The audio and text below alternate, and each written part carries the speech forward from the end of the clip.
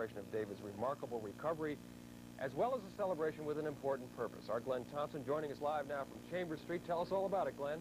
Tim, as you say, this has been quite an evening here at the Borough of Manhattan Community College.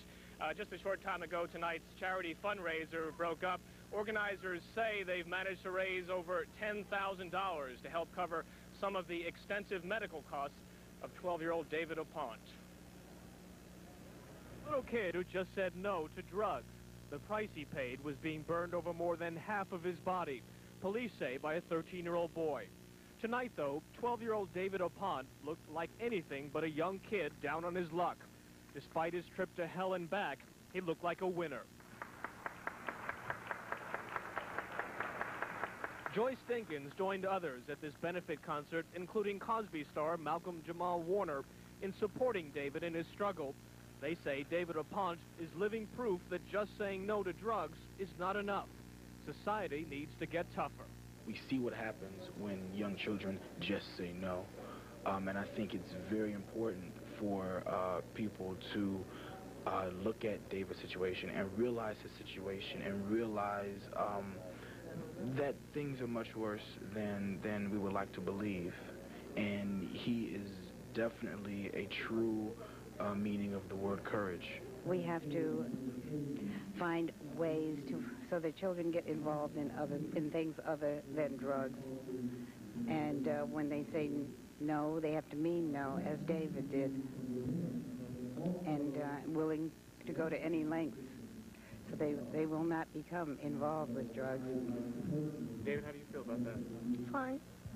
Uh-huh. She's right. Why is she right?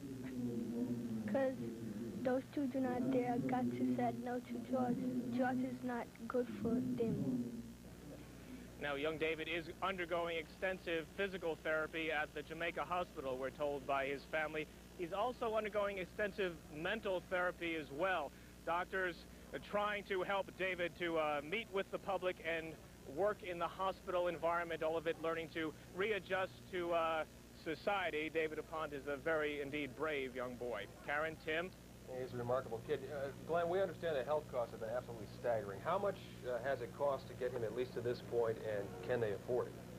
Well, Tim, at this point, the family tells me that the hospital bills have totaled close to $1 million, of which $300,000 has been raised through fundraisers like this. Now, that's the bad news. The good news is the doctors say that David could be out of the hospital in just 6 to 7 weeks, so certainly for them, this has all been worth it.